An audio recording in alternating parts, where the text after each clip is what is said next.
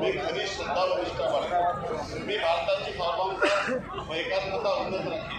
मी महाराष्ट्र राज्याच्या राज्यमंत्री म्हणून माझी कामे निष्ठापूर्वक व सत्तर वेळेने पार पाडीन आणि संविधान व कायद्यानुसार सर्व तऱ्हेच्या लोकांना मी निर्भयपणे व निपक्षपातीपणे तसेच कोणत्याही विषयी ममत भाव किंवा आकस न बाळगता